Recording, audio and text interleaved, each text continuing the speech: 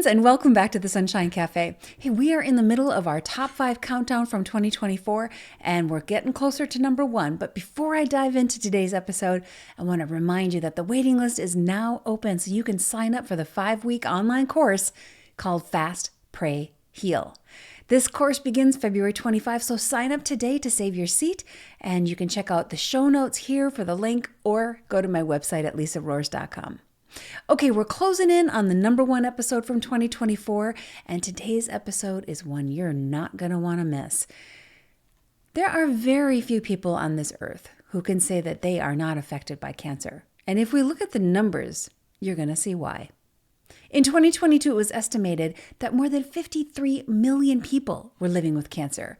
But sadly, the data also shows that more than 20 million people per year are getting new diagnoses and being forced into this unwanted membership club. So here in 2025, we can guesstimate that there are approximately 95 million people dealing with a cancer diagnosis. When you consider all the family and friends of those 93 million people, well, it's no wonder that all of us have been impacted by this cruel disease. But there is hope, my friends. And there is a lot of it. While there are many cases where conventional treatments can help cancer patients, there are also more and more people out there beating cancer without the expensive, toxic treatments. And the guest we're highlighting today in the number 2 spot is one of them. Chris Wark is a patient advocate, a coach, a best-selling author, a husband, a father, and yes, a long-term cancer survivor. Chris was diagnosed with stage 3 colon cancer back in 2003 when he was just 26 years old. After surgery, he made a really difficult decision to go against his doctor's advice, and he opted out of chemotherapy. Instead, he chose to use nutrition and natural therapies to heal. 6 years after his diagnosis, still cancer-free, Chris began to share his story of faith, courage, and determination, as well as his message of hope, because chronic diseases like cancer can be prevented and even reversed if you're willing to make a radical change to your diet and lifestyle. Over these past 2 decades, Chris has become one of the most well-known cancer survivors on the planet and reaches millions of people every single year to encourage them, educate them, coach, and help them heal. Chris is the author of 3 books: Chris Beat Cancer, a daily inspiration book called Cancer Daily, and a recipe book he and his wife put together called Beat Cancer Kitchen. Last year, Chris Wark and I celebrated his 20th Cancerversary of being cancer-free. I'm so honored to have been able to celebrate with him here on the Sunshine Cafe, and because that episode is so full of hope, I want to bring that episode to you to remind you that getting your health back is possible. If you're willing to take massive action, you can make massive improvements, and Chris will guide you step by step via the amazing resources he has on his website at chrisbeatcancer.com. So, number 2 on our 2024 Top 5 countdown is Happy Cancerversary with Chris Wark. Let's dive in. Well, thank you so much, Chris Wark. I am so excited to have our conversation here today. Lots of exciting things that I know will encourage our listeners in a huge way. So I kind of mentioned your bio already and kind of the technical stats behind your story, but let's just pretend that some of our listeners don't already know who you are. And could you tell them a little bit more about how you got to where you're at right now? Sure. Thank you for having me on. I imagine a lot of your listeners don't know my story. I hope they don't. It's more fun to tell it to people who haven't heard it. But I was diagnosed with stage 3 colon cancer when I was 26 years old. And this was December 2003. So, which is spoiler, I didn't die. Yay! Still here, still alive. Yes. Still living, cancer-free. And the way I got to where I am now was I took a different path. I took the road less traveled, and I went down a very, I would say, very scary, uncharted territory type of path, with very little help, very little support, a handful of books, and that was it, but I knew it was the path I had to take. And leading up to that, I was having abdominal pain, for the better part of the year, and eventually went to the doctor because it just got worse. It didn't get better. Okay. And they did a colonoscopy, found a golf ball sized tumor, biopsied it. He told me a day or two later, you've got colon cancer and you need to have surgery right away before this thing spreads and kills you. So at that point, I was a typical cancer patient. I didn't know anything about cancer. I'd never had any friends or family go through the disease really that I knew, Mhm. and I just assumed, of course, it's horrible news, right? It was a major shock. Mhm. Didn't see that coming, um, and I just sort of assumed that the doctors knew best, and As okay, we just all gotta do what do. the doctor Yeah. says. Yeah. Right. And so they wanted to have me in surgery right away. It was just a couple days before Christmas, and I was like, "Oh, man, like, can we at least postpone it till after the holiday?" Right. And they let me do that. I had surgery on December 30th, and they took out a third of my colon. That's the large intestine for anyone that doesn't know. Mhm. Um, and when I woke up, they said, "It's worse than we thought. You're stage 3C," which means it had spread to my lymph nodes. They did take out everything they could see, but the next step was gonna be chemotherapy. Wow. And at that point, I just again, it was just more bad news, and Mhm. I just assumed, "Okay, like, this is my life now, and I guess that's what I have to do." Mhm. The thing is that I've learned, uh, is that cancer patients are rushed into treatment out of fear. Yeah, they are. They don't understand the disease, they don't understand the treatments, and the whole process is just fear and urgency Mhm. and very little information or education, and, when you're in a state of fear, you don't make good decisions. No. Your fear clouds your judgment. Mhm. Stress clouds your judgment. When you're in that physical state, you cannot think clearly, you can't think rationally or logically. You're purely emotion driven, right? And it's very easy to manipulate people if you can put them into a state of fear. Mhm. As we've seen, right? We saw Yeah. this in the pandemic. And Yes. I commented publicly in the early days of the pandemic about the fear mongering because Mhm. I just saw it ramping up and I'm thinking, this is not good. Like, Right. this is not good. This is not healthy. This is like, this level of fear mongering is really unprecedented, Yeah. at least in my lifetime. And I'm like, Mhm. this is not a good thing. And I also just remarked it. Well, now the world knows how cancer patients feel Interesting. because every single day, cancer patients are struggling with fear, right? The fear is real. Cancer patients don't need to be reminded that they have cancer, and they don't need to be reminded how scary it is and the Mhm. statistics and all that. Like, Yeah, in fact, and you probably never stop thinking about it in some respects. well, the best days of a cancer, I mean, the best moments of the day when you have cancer are those like windows of time where you forget. Right, right. And you can You're be busy. normal for a minute, yeah. Yeah, you're busy, you're working, you're with family and friends, you're watching a movie or whatever, like, and you just forget you have cancer. Yeah. And then something reminds you, and then you just get this wave of fear and anxiety. And so, anyway, so fear is not good, Mhm. and you can't make good decisions when you're in a state of fear, and patients are rushed into treatment, in this state, and that was definitely me.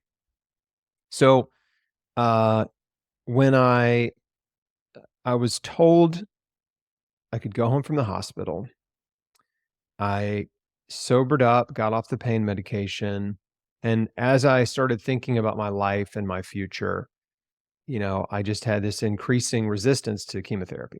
Okay. The idea of poisoning my way back to health did not make sense.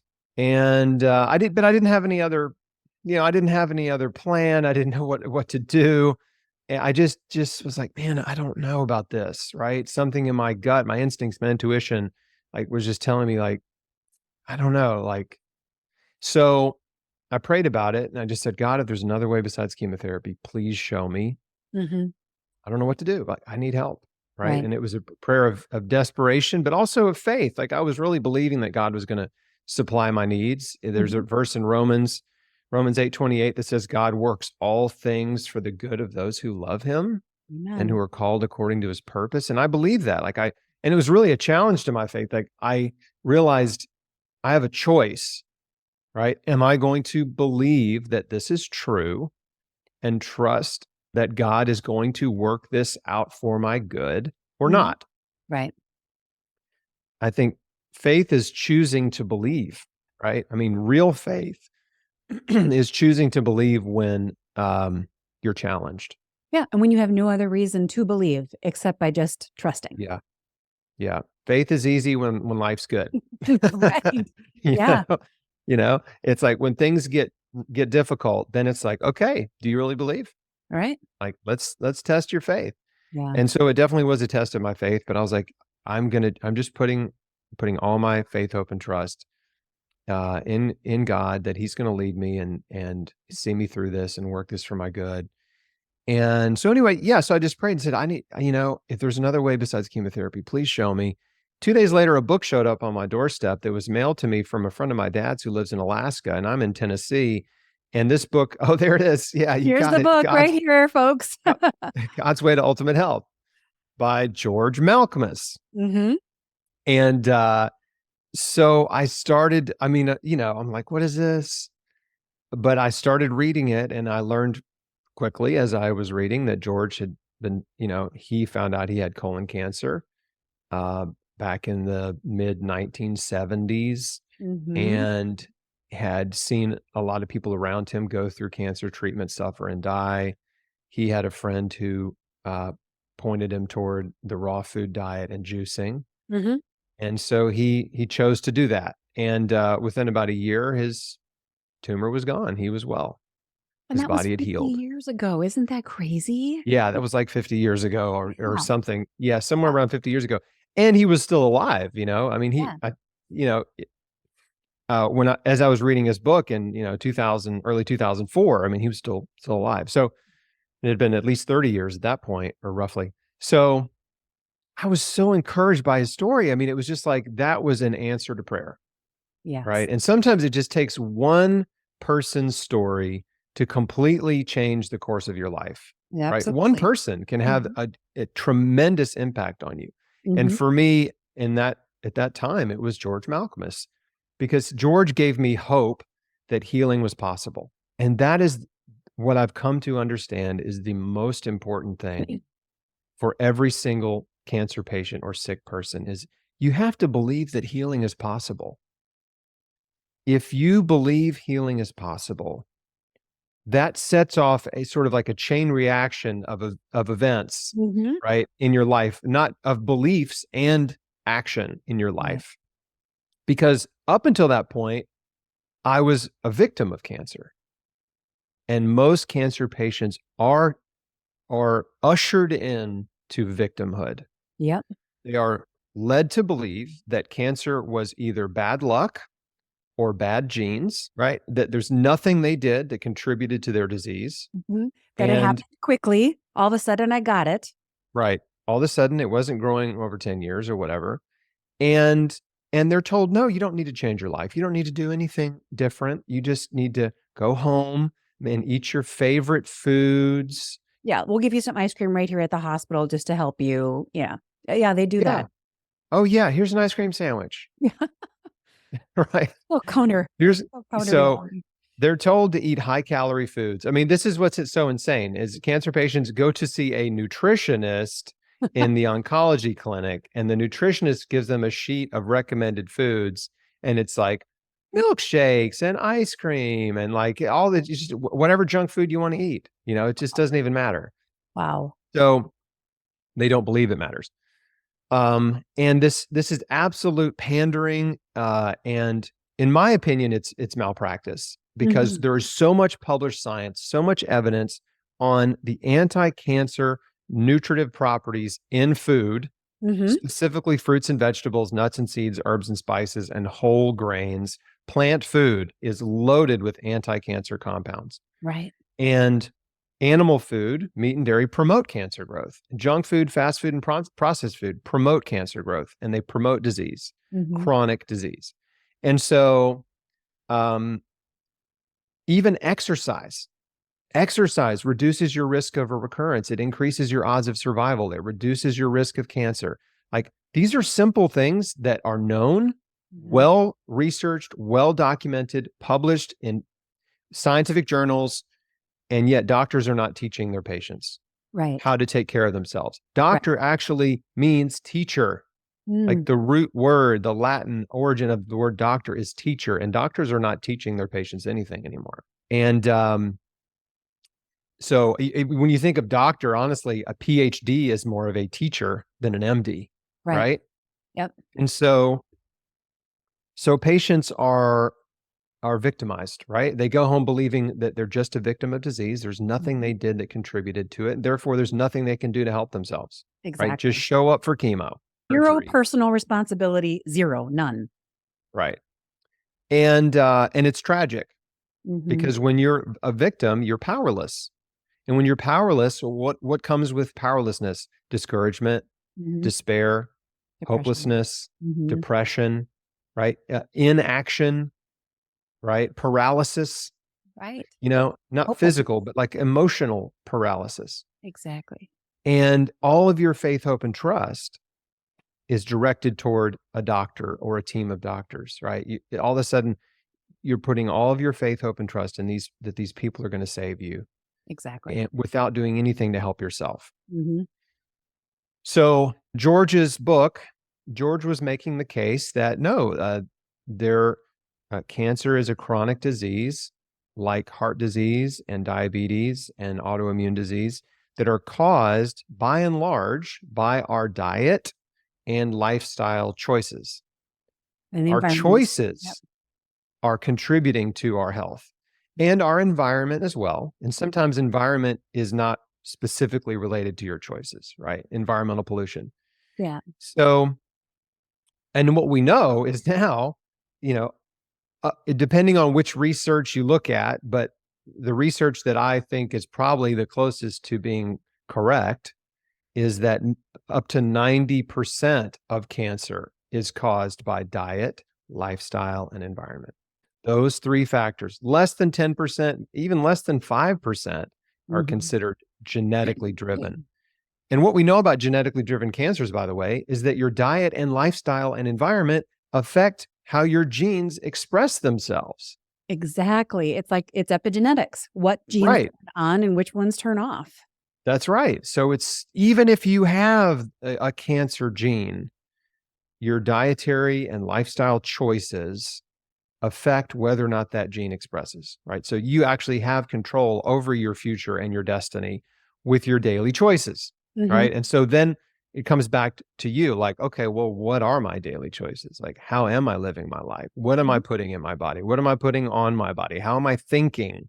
How am Yes. I acting? How am I reacting? Right. And am I taking care of myself? Am I on a healthy path?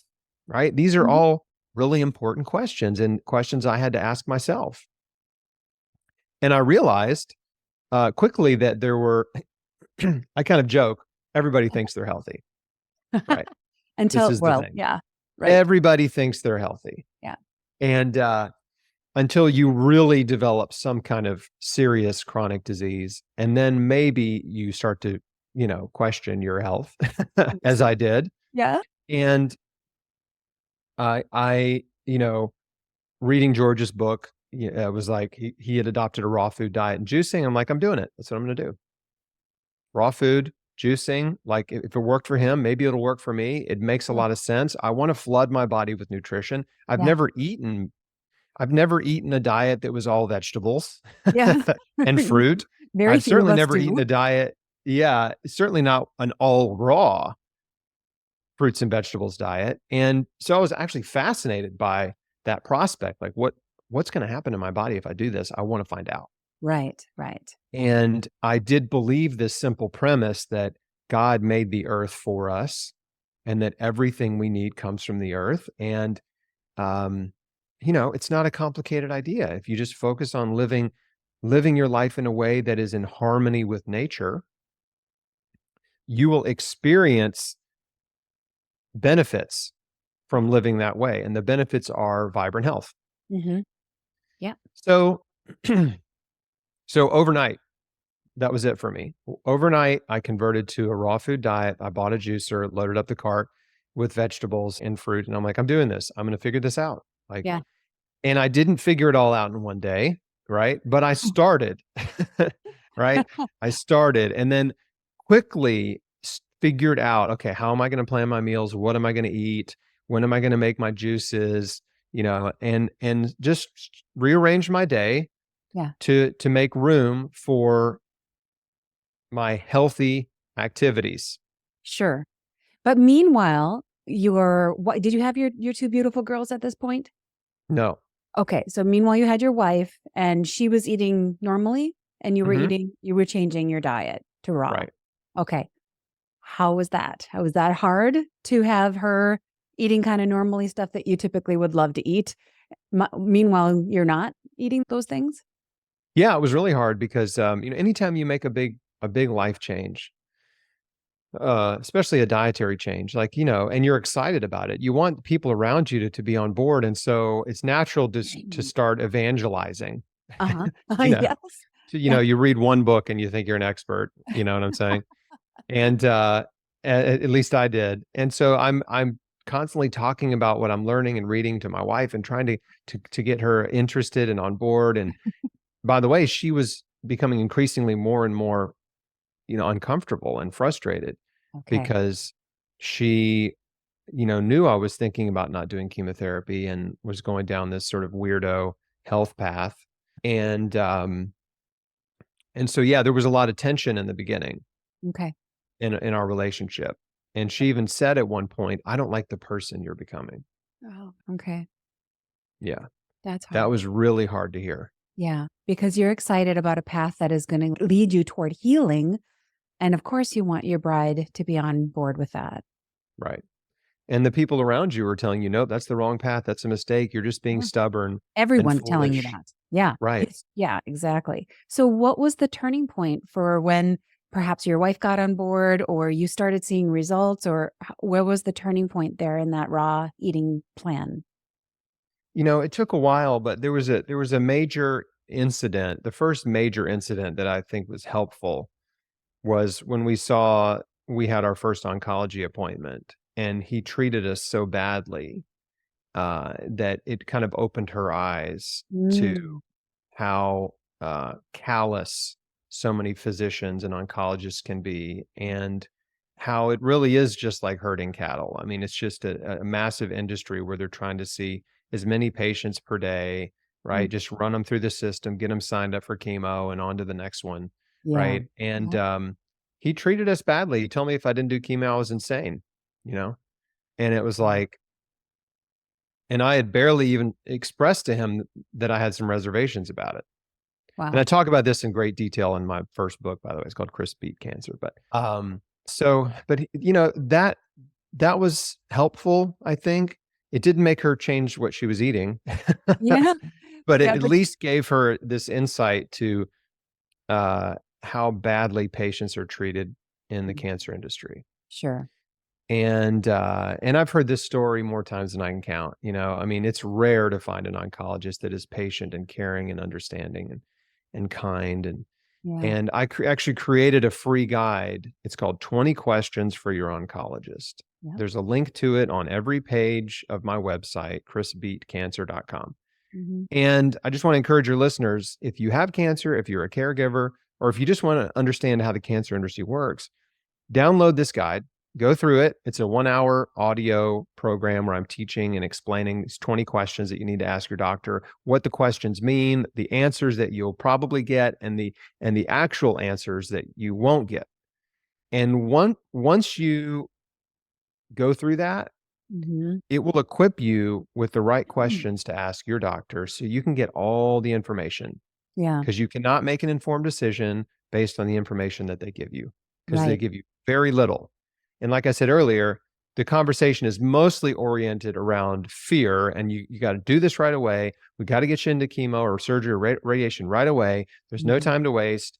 And oh, you're going to feel sick, but we have some drugs to help with that. Yes, you may lose your hair eventually. You probably need to ask off work, and no, you don't need to change your diet.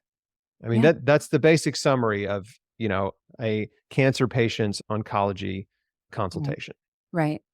People who are not equipped with those kinds of questions and people who do not have the knowledge are not equipped to be their own health advocate. And that's what you are empowering people to do, which is one of the reasons I love it. It is just giving people the power to push back, even gently, to say, hey, what about, X, Y, or Z, right? Right. Absolutely. You cannot make an informed decision. You cannot make a wise decision if you don't have all the information, Right. right? You have to acquire knowledge. So Hmm. knowledge comes before wisdom. You have to acquire knowledge until you have enough knowledge that you can make a wise decision. Right. And And the doctors do not have all the knowledge. They have a great wealth of some knowledge, but they do not have all of it. And in fact, doctors are not trained on nutrition. I mean, you can ask any doctor who's gone through their PhD, they have a very small, like 6 hours or something of nutrition training. Most of their training is about medications and diagnoses. that's So, right. yeah. That's right. Diagnosis, the drugs that you give to patients, they have to memorize all the conditions in the body and all the drugs for those conditions, and And, then surgical procedures or radiation or whatever. So no, the nutrition training is a joke in med mhm. school. Yeah. And most doctors are just as unhealthy as everyone else. Yep. So you can't look to a doctor for health and wellness advice because they don't know what they're talking about. I mean, most of them have not read any of the scientific or medical literature on diet and lifestyle medicine, Right. on the optimal anti-cancer diet, on foods that promote cancer growth, foods that can arrest and reverse cancer growth. Right. And so that's the mistake that a lot of people make is they just assume a doctor knows about health. Yeah. And they don't. They They know don't. about disease and drugs. Well, and broken things, you break your arm, go to the doctor. They're going to be able to fix that. But as Mhm. far as healing things, they're not really in that business. Yeah. Yeah, and it's good to think about it this way. There's different types of disease, right? There's acute injury, which is broken bones, Mhm. gunshot, stab, Mhm. something falls on you. There's infectious disease, Mhm. which modern medicine is pretty good at, bacterial infections, different things.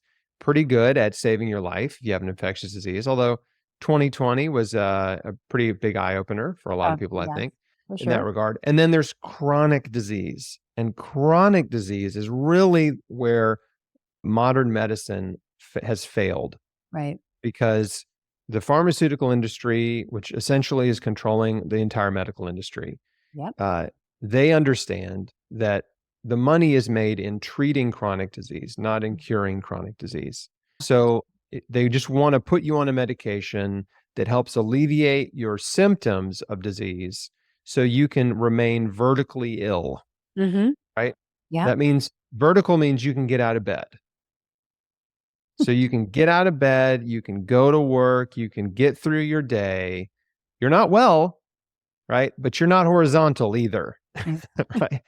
And this is where the pharmaceutical industry wants you to be. They Yep. want vertical illness, right? You can function and while still requiring multiple medications, Yep. Yep. right? One Because medication and then all the medications that support the symptoms of that medication. And then, yeah, so you get this little chain of drugs going that you get to take every day. yeah.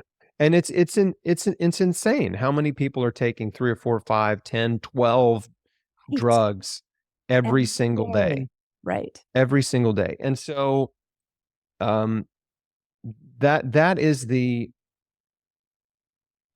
intentional.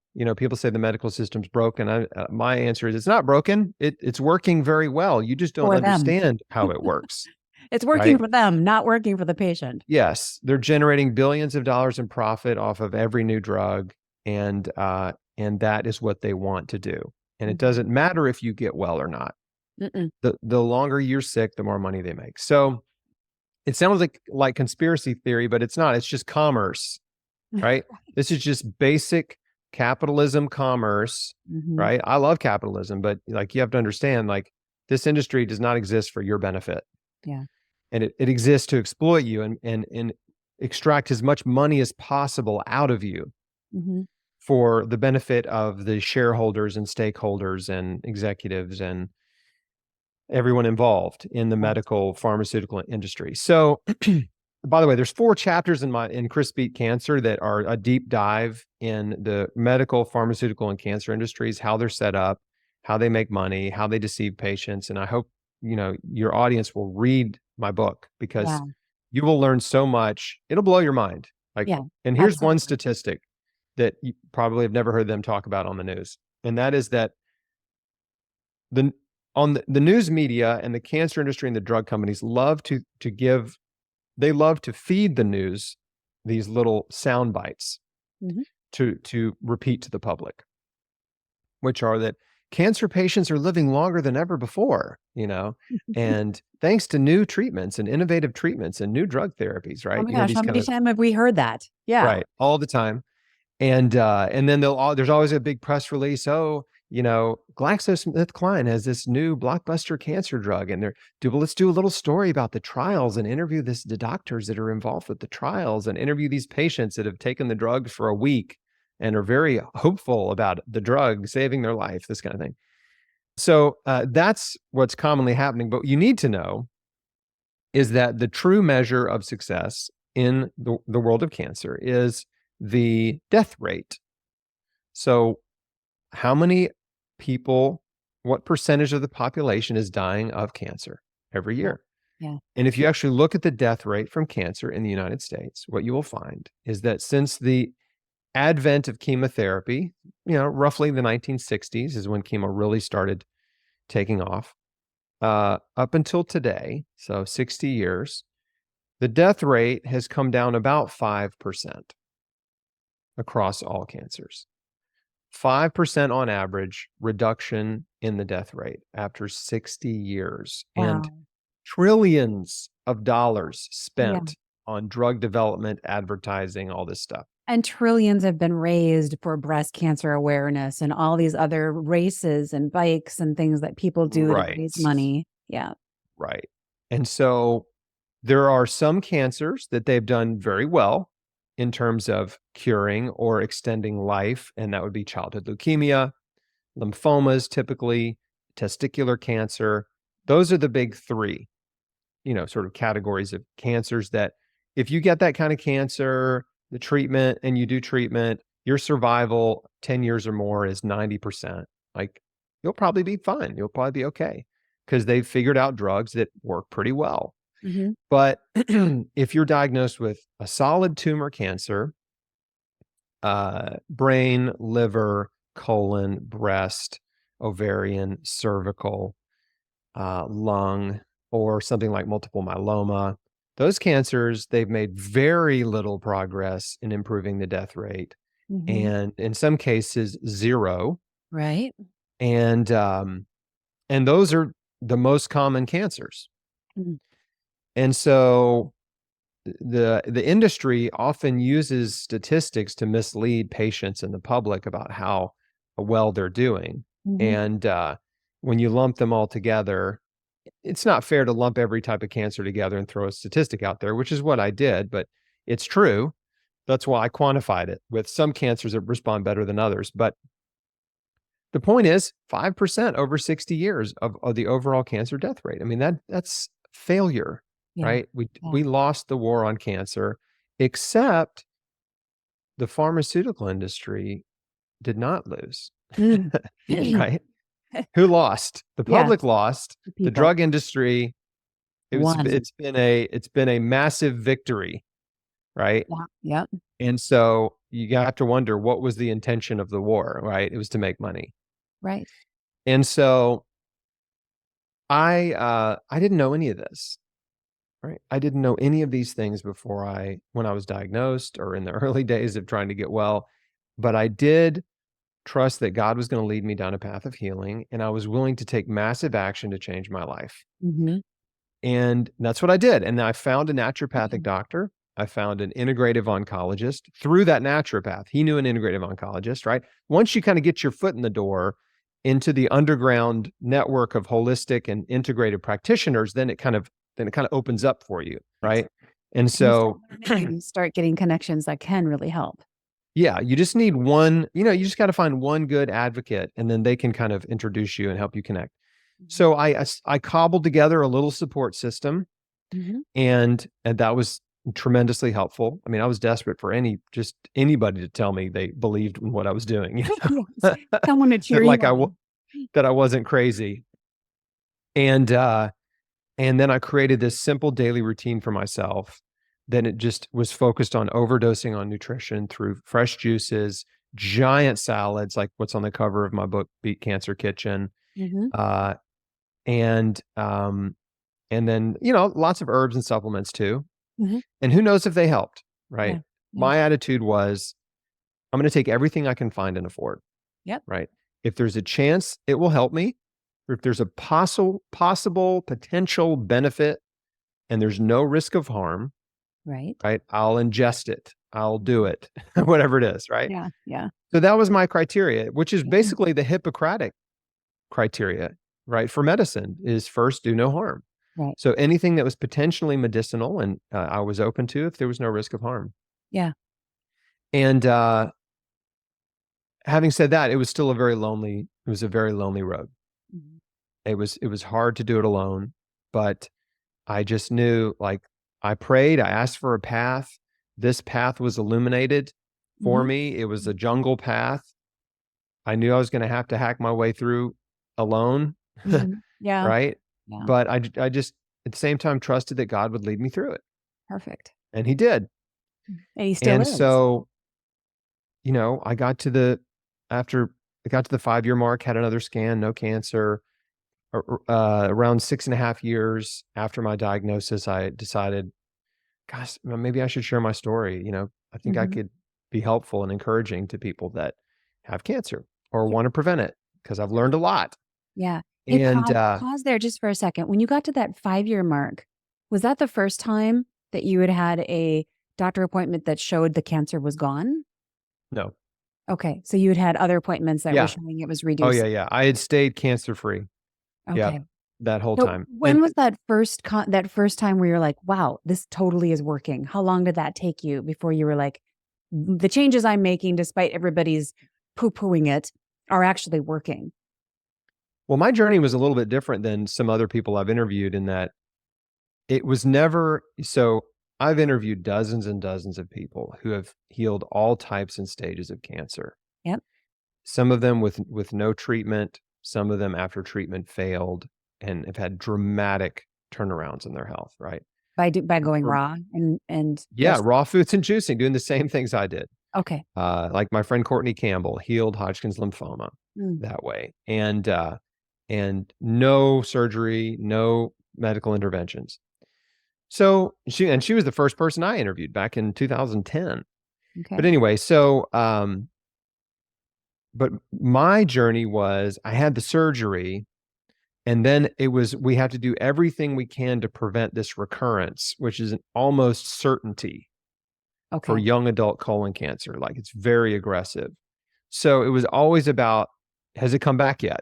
Right? Got it. So Is after there a the new spot? surgery, they called you cancer-free kind of after that, and then it was all about keeping it from coming back. Got Yeah. it. But they always call people cancer free after surgery. It doesn't mean anything. Yeah. But yeah. And so because you have circulating cancer stem cells and Right. circulating tumor cells in your body, and they're Yeah. looking for new places to form tumors. And so Yeah. it's really important that you change the internal environment in your body to make it inhospitable to cancer. And that involves strengthening your immune system, flooding your body with vitamins, minerals, enzymes, antioxidants, like all these wonderful health promoting compounds in food. And Mhm. so yeah, for me, it was blood work every month to keep a close eye on things, CT scans every 6 months, and then eventually got to the 5-year mark, and then my doctor felt confident and said, man, it looks like you're out of the woods. Okay. And so that was a good feeling. But I would say even once I got past 2 years, my confidence really started to grow. Got it. 2 years of clean scans and good blood work. But then, the 5-year mark came, and that's when I again decided, okay, maybe I should share my story because, there was no social media when I was diagnosed. It had just started becoming a thing, Mhm. for it had been a thing for a few years. And I started chrisbeatcancer.com in 2010. Okay. And that's when I started writing articles about nutrition and making videos and trying to teach people and educate them on, you know, what is causing cancer? What are people doing to heal? Like, what do you need to do? Like, how do you need to eat? Yes, right. And how do you change your mindset? How do you heal emotionally and spiritually and physically? Yeah. And just talking about all those things that I've learned. And then I found other survivors who had reached out to me once I got out there. And then I started interviewing them and sharing their stories and interviewing other doctors and experts on holistic healing. And it just grew from there. So it's been 13 years of being a public survivor and patient advocate.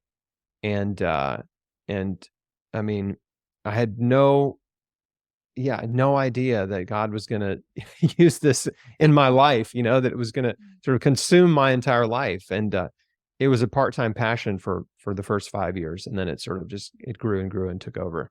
Sure, sure. So you had obviously a career of some sort prior to all of Yeah, this. I was in real estate. Okay. Mhm. And then at some point on this journey, maybe sometime after like 2015 or so, you kind of decided to switch over and just pour yourself into this full time. Yeah. Yeah. Yeah, my audience had grown a lot, and I just realized, like, this really is what I need to be doing with my life. Like, Yeah. this is my purpose, and it's where my passion is. Mhm. And I was getting so much more joy and fulfillment doing being a survivor and patient advocate, and than I was working in the real estate industry, right? And so I was like, Absolutely. this is important. So yeah, so then I started working on my first book, and that was published in 2018, Crispy Cancer. We have a coaching program called Square One, Yes. and we have a where that we help people, just walk through the steps of radical life change, you Hmm. know, to how to teach people how to do everything you can do to support your body's ability to heal. Right. And whether you want to prevent cancer or you're trying to prevent a recurrence or Mhm. trying to heal. Mhm. And we just have an incredible thriving community of people who are just on the healthy path, and That's they're just awesome. embracing it. Right. That's awesome. Well, and the approach that you take is good for everybody. You do not have to have cancer in order for the book and the crispy cancer kitchen and all that stuff to be really valuable to people because like my story is about autoimmune disease and I did the same path but with autoimmune. And so those same advice, the same advocate kind of training stuff and knowledge that you're giving people will help everybody live a better life and more abundantly. And you were talking earlier about how everybody feels healthy until you realize how good you could feel, right? Like Yeah. people are a lot of people are slugging their way through life, not awake, not very focused, not thinking clearly, not feeling all that energetic, and so much of it could be improved by changing what they're eating and putting into their body. Yeah, a lot of people, they're not getting fresh air, they're not grounding, they're not getting sunshine, they're not Not getting enough sleeping. sleep, Yeah, they're right. not drinking enough water, Mhm. they're living on junk food, fast food, and processed food, and Right. caffeine, and Mhm. sugar, Mhm. and too much meat and dairy and saturated fat, Yeah, and so and medication, right? right. And they're taking all kinds of drugs and medications to get through the day, and so there's definitely a different way you can live that is much simpler and produces a lot more energy for Yeah, your yeah, body, yeah. and promotes health. And like, so, you're either sowing seeds of disease or you're sowing seeds of health. Like, you're going to reap a harvest, Yeah. right, in the future of health or disease based on your just this cumulative amount of daily choices, right? The Yes. cumulative outcome of your daily choices. And Yep. so that's what I'm just trying so hard to get people to understand. It's like just those little habits add up, right? Yeah. Every day, there's little things that you can do that you can shift in your routine over time do add up to Right. either Absolutely. positive or negative outcomes. Yeah. And I like so to the look big at it one, like a timeline. That's how I look at it. And on one end, you got death, disease, destruction. On the other, you got health, happiness, and healing, right? And yeah, you're either moving, you're nudging yourself either a little bit toward one or a little bit toward the other every single day with what you do. So it's a really that's good right. way to think about it. Yeah, and the small changes add up. And so, for me, it was the plant-based diet's huge. I still eat a plant-based diet. I'm not all raw Yeah. anymore, but the raw diet is an important phase in the healing journey for Yeah. sure. And but I still eat a ton of raw food, fruits and vegetables, of course. Yep. And I'm the healthiest and strongest and fittest I've ever been in my life. I'm 40. How old am I? 46. Right. And, and I feel as good as I did in my 20s, Um, um, in fact, better in a lot Awesome. of ways than I did in my 20s. And people routinely are surprised because they don't think I'm in my 40s. They think I'm younger. Yeah. And it's the food, Yeah, exactly. And the right? It's the lifestyle and the food. movement. You Mhm. mentioned the movement too. I just love that. I'm not a big fan of the word exercise. I think we should just strike that from our language. But I love the word movement because you're either like that stagnant pond that has all kinds of algae growing on it because it's never moving, or you're the river that's constantly just getting reoxygenated and, refreshed. And I want to be Yeah. like that river that's always, I don't have to go to the gym and work out for 3 hours. But I need to spend some time walking and moving and just getting the blood circulating. And that's really important if we just start there. Movement is life, Yeah, right? absolutely. Yeah. Movement is life, but you have to be deliberate. Like what Mhm. we tell our community is like, you have to put it in your calendar. You have Right. to block off your movement time, your exercise time, and Mhm. it needs to be non-negotiable. It doesn't matter Exactly. what time of day you do it, right? Right. I mean, Right. don't do it right before bed. It's typically not good for sleep. Yeah. But generally, morning, afternoon, evening, Mhm. whatever, like you just need to find that time, whether it's brisk walking or it's taking some kind of exercise class or going to the gym, riding your bike, whatever it is, like you have to make it a priority because exercise is so underrated. People just think exercise is for weight loss or to look good on the beach. Mhm. Like that's like the sort of the two, like, why would I exercise? To look good on the beach or to lose some weight? But the Uh-huh. reality is like exercise turns off cancer promoting genes in your body.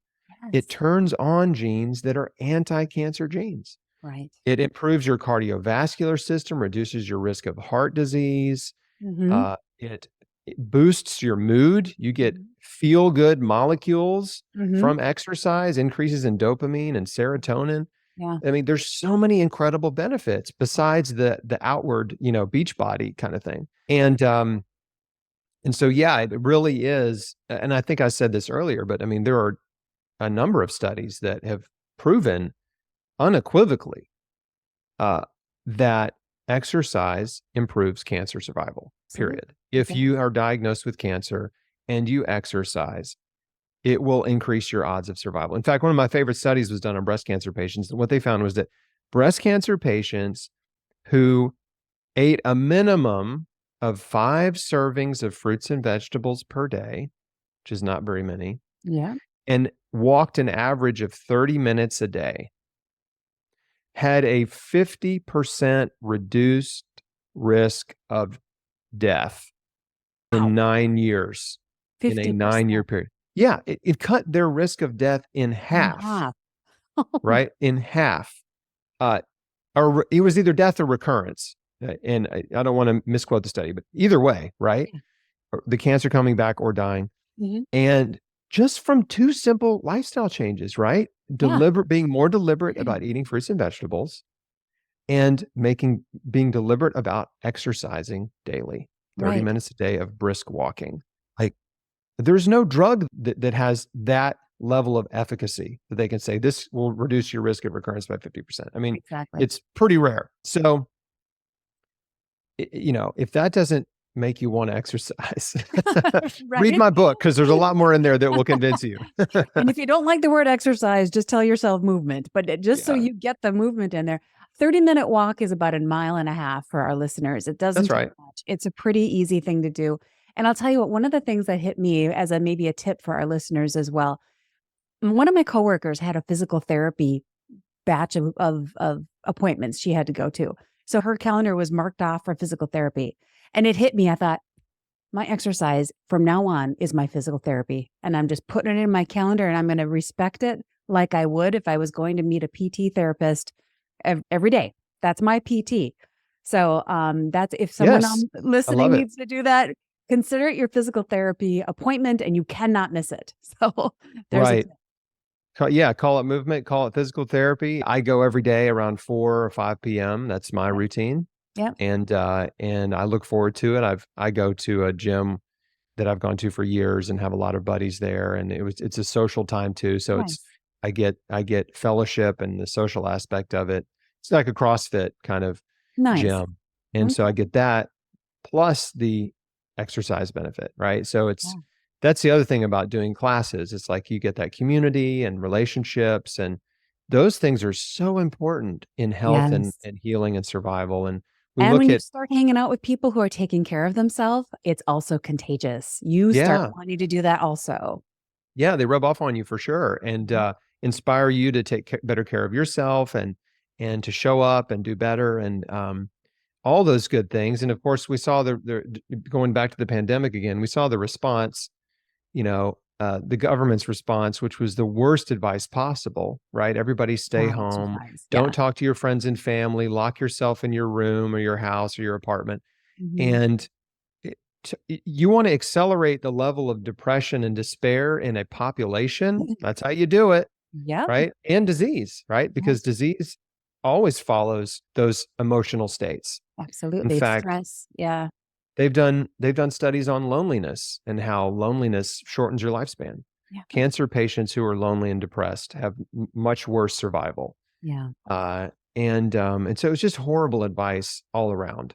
If the government really cared about the health of people, Mhm. right, you wouldn't lock them down. You wouldn't force them to take experimental drugs, right? You wouldn't constantly promote fear because Yeah. fear suppresses your immune system, Yeah. Yeah. right? And there's You all would kinds of nutritional things that were helping people's healing, and they weren't promoting those either. So So, many things, and yeah. exercise being one of them too. Yeah. Yeah. Movement being one of so good for your immune system. It strengthens your immune system. Absolutely. Sunshine strengthens your immune system. Vitamin D, Mhm. fruits and vegetables, like there's so many ways to strengthen your immunity. And again, this was the messaging I was putting out there during the Mhm. pandemic to my audience. It's like, look, don't be afraid. There's Yeah. we know what foods and supplements and nutritional compounds and habits and mental and emotional states either strengthen or weaken your immune system. And Right. so let me just remind you what they are, Mhm. right? Like Yeah. now is the time you can do this. Yes. If you're concerned, then take action, right? And again, in not just in that time, but in cancer as well, fear can do one of two things for you. It can paralyze you, Mhm. right, into a state of inactivity, right, and depression and despair and hopelessness, Mhm. or it can be the fuel that motivates you into action, Yeah. right? Massive And action. Right. massive action. And so what we encourage cancer patients to do is like use that fear as your fuel, Right. right? Yeah. To radically change your life and to take care of yourself like you never have before. Like Mhm. use that fear. Like that's energy Energy that to you can learn, use. energy to motivate yourself to find out what's going on in your body and what things. Yes, absolutely. Use that energy. Yeah. That's fantastic. So some people did. It's definitely gratifying to get those messages from people who are like, we listened to you. Thank you so much during that time. Like, you Nice. know, uh, anyway, so the big message really is we have so much control over Mhm. our life and our future. We're Yeah. not pre-programmed. Mhm. We have personal responsibility and we have freedom of choice and free Mhm. will. Mhm. And you need to understand that everything in life happens for a reason. And most of the time, the reason is you. Right. Exactly. You. It's your choices, right? Your choices led you to where you are today, right? And it didn't Didn't happen happen overnight. overnight. Yeah. Did not It's happen overnight. Your food choices, your relationship choices, your professional choices, like occupation choices, Mhm. your free time choices, Mhm. right? Your good and bad habits, right? They all led you to precisely where you are right now today in this moment. And whether you're in a good state or a not so good state, you Mhm. have to, you can't blame anybody else, right? Exactly. Yep. You have to just look in the mirror and say, you know what? This is what I did. Maybe this is my fault, Yeah. Own it. right? Right. Maybe this is my fault. I was open to being the cause of my own problems, right? And I think that's a very empowering way. And this is not, and I'm not saying this to put shame on somebody or for you to feel like bad about your choices. This is to empower you because it empowered me when I realized that I had been contributing to my disease, to my Right. illness. Mhm. That realization, there's two sides to that coin. And the flip side is, oh, well, if that's true, then I also can contribute to my wellness. Right. Yeah. And so now that I realize I have power, I got to figure out what to do. right? Yeah. What do I do? What can I do to help myself? And so that's the belief that you can get well, and then taking responsibility for your life and health and deciding there's nothing off limits, being willing to change everything in your life to Hmm. help yourself. All those sort of encapsulate what I call the beat cancer mindset. Yeah.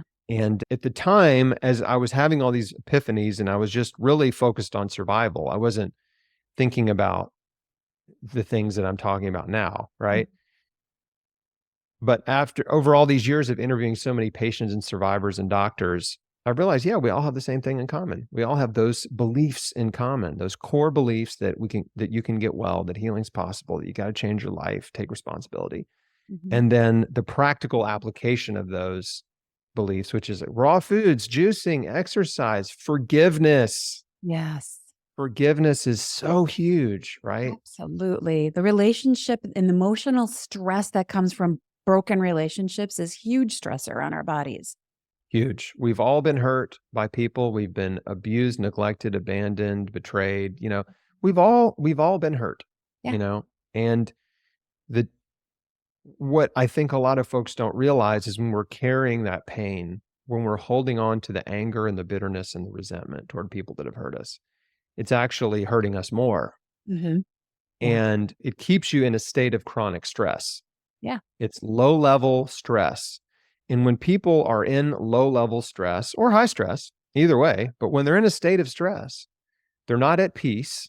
Okay. So distress would be the opposite of being at peace. Right. But when you're in some level of distress, you're going to seek medication. Yeah. You're going to find a way to alleviate the stress. Yeah. And how do we do that? Well, the obvious answers are always, well, drugs and alcohol. Sure. And sugar, Cigarettes. Yeah. sugar, food, donuts. Food. That's a Yep. big one. People don't like to admit that food is a drug. Food is medication. Yep. Obviously, like sex addiction, pornography, gambling, spending money that you don't have, being a workaholic, being overly consumed with social media or just binge watching or video gaming. All of these things are ways that people use to distract themselves from their problems, Yeah. right? And they all do work. Like there's lots of ways to numb yourself or distract yourself or keep your mind busy so you don't think about the pain, right? Yes, So except so many of those things put you in a downward spiral because they give you more reasons to that's be right. frustrated, depressed, sad, whatever. Sugar in particular drives depression. So it's like you go to sugar because you're sad, and then you're even more sad after you eat. So same with Yes, the social media, how much science is showing that it's just driving people's depression further deeper. So the choices that we're making to get out of our stuff are making it worse so that's often. right. Yeah. So many people are self-medicating and those habits, those self-medicating habits lead them further down the path of disease. Right. And so, but the big epiphany is like once you realize, oh, okay, that's why I'm doing this, right? Mhm. Mhm. Is because I have not dealt with the root causes of my pain. Mhm. Right. And when you deal with the root causes of your pain, then you don't need the medication, right? And Yes. so forgiveness is one of the most powerful ways to heal your heart. Mhm. Forgiveness heals your heart. When you say, God, you know what they did to me, but I'm choosing to forgive them. I'm letting it go and they're all yours. Right. And you Right? know what? Just for our listeners, forgiveness does not mean you condone the behavior. Forgiveness Right. means you're letting it go and you're going to let God deal with them. And trust me, God's wrath is much worse than yours. So let it go so you can be at peace and let the wrath be had by God. Yeah. God is just, Yeah. right? He is a God of perfect justice. People do get what they deserve. Yeah. And Eventually. by the way, we all need mercy, Yes. right? We Yeah. all deserve justice and wrath. And, Mhm. maybe you didn't Same. do something as bad as what someone else did to you, but you're guilty of lots of stuff, right? Mhm. We're all guilty. Yeah. And so we need forgiveness just as much as the next person. And so what I found was, and I made a decision, I'm going to forgive every person who's ever hurt me, right? Every person who's ever hurt me until there's no one left, Mhm. right? And that you can't do it all in one sitting. Yeah. right? It just takes time, but you have, if you're as deliberate about forgiveness as you are about eating healthy and exercising, you just will, you can work through it, right? Yeah. You just search your memory, you sit down and you think about, you can journal, or you can just think through it, or you can do it in a prayerful or meditative state or whatever, but you just Mhm. decide, okay, who's hurt me? Who do I need to forgive? Right. And then you just open up the old filing cabinet in your memory, right? With the painful ones, Yes. right? Right. The painful memories drawer. Yeah. And then just one by one, you just go through them. Like you revisit the, you revisit the pain for a Mhm. moment. And then you just say, God, I'm just giving this to you. I'm Yep. forgiving this person. They're all yours, right? Yep. I'm asking you to bless them. I don't Yeah. want you to, but I'm asking you to, because I know that's what I need to do. Right. Right. Right. And you would not believe the weight that is lifted off of you when you just go through this simple process of choosing to forgive. And then if those emotions start to creep in later, you just have to put your foot down and say, no, I forgave them. Yeah. Right. I'm not going to let the bitterness and envy and resentment and anger like creep back into my heart. Right. It's like, this is done. Right. Yep. I've made the decision and I'm sticking with it. Exactly. Right. Yep. Yep. I like to say forgiveness is like a healthy diet. It only works if you stick with it. So that is, in my opinion, one of the, if not the most powerful thing you can do for your health, because I've seen people do all the healthy stuff, but not deal with their Mm. emotional pain, with their unresolved emotional conflict, with their bitterness and resentment and anger. Yep. And so And I, that's its I, own and version I, of cancer right there. That bitterness is its own version of cancer that, like you said, creeps back in. it will keep you sick. Yeah. Stress, which is the umbrella term for all those Mhm. negative emotions, Mhm. stress will lead you down the path of disease. It will make you sick and it will keep you sick if you Mhm. don't get real honest about what's causing you stress, Mhm. and then take action, right? Make a plan and take action to remove those stresses from your life. And so forgiveness is a huge one. Yeah. Yeah. Well, I could sit, I think, and talk to you for 2 more hours, but I want to be sensitive to your time and our listeners as It's well. been really fun. I know it's been great. I do have one, maybe 1 or 2 final questions I want to ask with. Yeah. What is bringing you the biggest joy right now, given where you're at, kind of 13 years past when you launched your blogs and all the things you've done? What kinds of things are bringing you the biggest joys? Oh, that's, no one's ever asked me that question before, and I'm trying to think about how to answer it. You know, I I I get joy from really simple things, actually. It's not big things for me. It's just the older I get and the farther I get away from my cancer diagnosis, the more gratitude I have Mhm. for just the sweetness of life, Yeah. to have a wife who loves me, to have two beautiful children who are healthy and generally happy, grumpy Yeah. sometimes, how teenagers are, Yeah.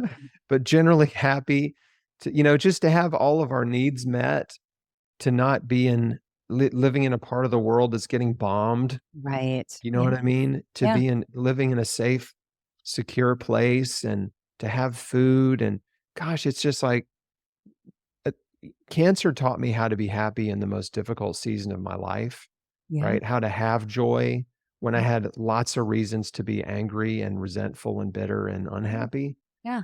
I learned how to be content in that circumstance, and how to count my blessings, Mhm. right? I learned how to, I could sit and feel sorry for myself because I had cancer, or I could just stop in that moment and say, you know what? Cancer's bad.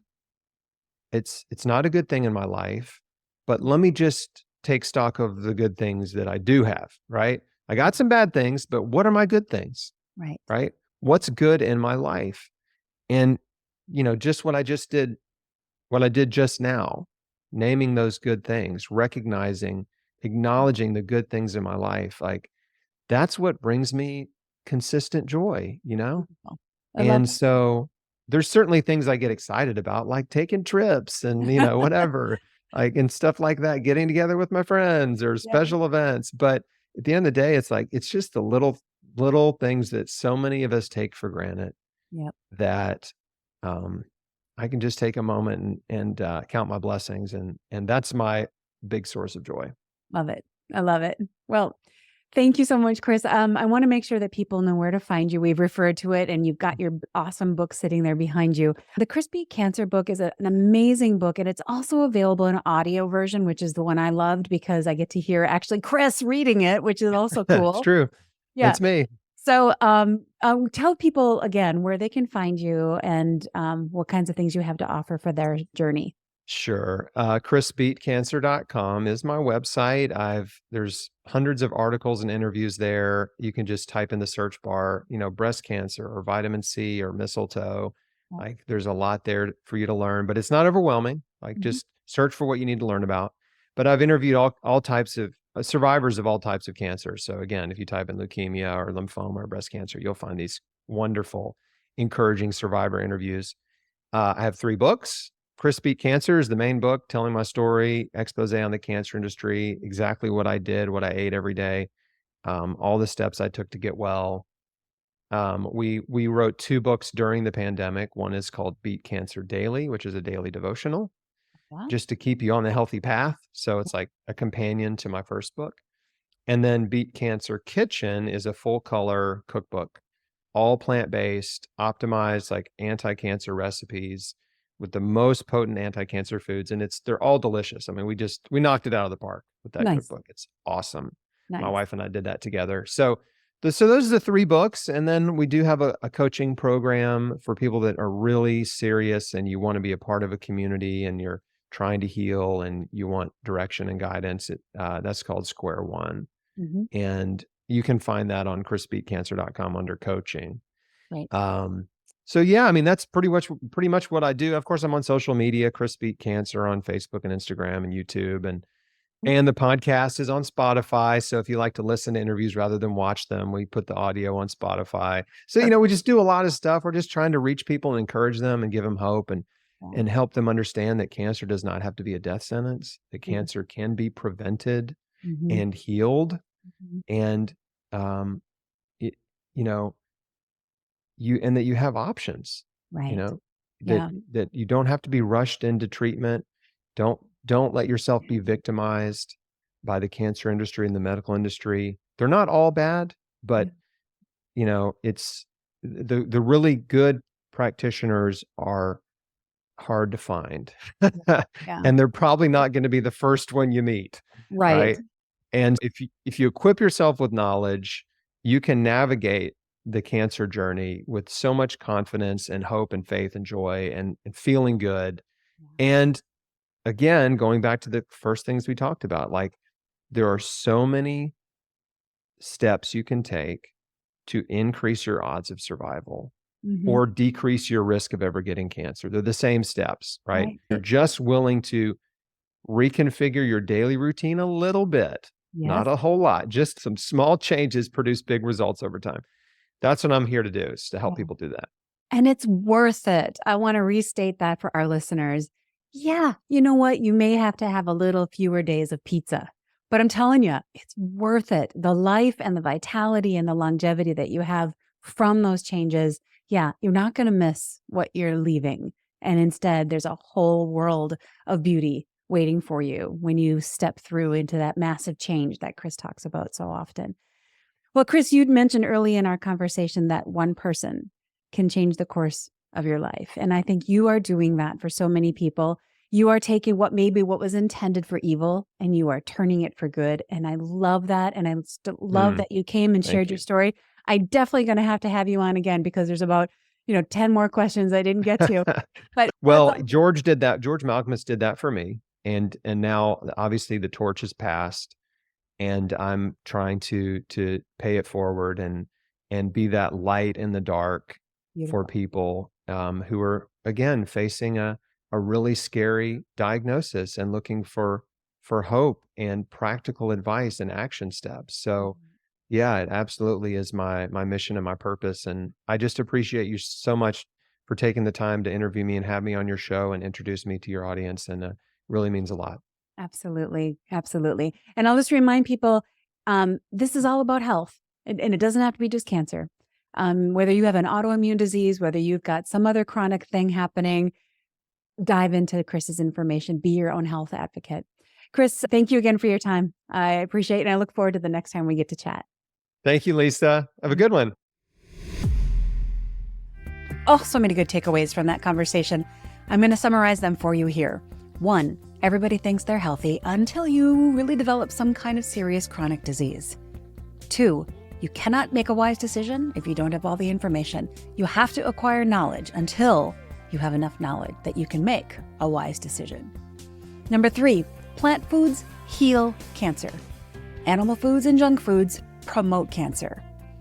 4, exercise increases your odds of survival and reduces your risk of cancer. It's a simple, known, well-researched, and well-documented scientific fact. Number 5, 90% of cancer is caused by diet, lifestyle, and environment, not your genes, even if you have that gene. Number 6, your choices regarding food, relationships, your profession, how you spend your free time, your good and your bad habits, all of your choices have led you to precisely where you are right now in this moment. So if you have contributed to your dis-ease, then you also can contribute to your wellness. That's good news.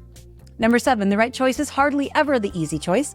Chris got to where he is now by taking a different path, the road less traveled. So if you're choosing or considering to choose the road less traveled, prepare for some pushback, even from those around you. And that's okay. Number 8, faith is easy when life is good.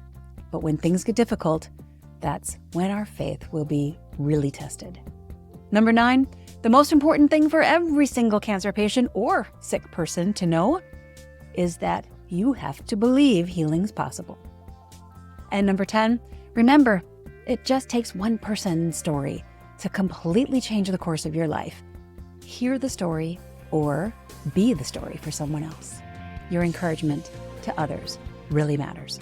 Thank you so much for listening and being with us today. If you're enjoying the podcast, please share it right now with 2 of your friends. And if you haven't, I would so appreciate it if you'd write a quick review to help other people find these kinds of great episodes as well. Thank you for listening and watching today. God bless you, and we'll see you right back here next week at the Sunshine Cafe.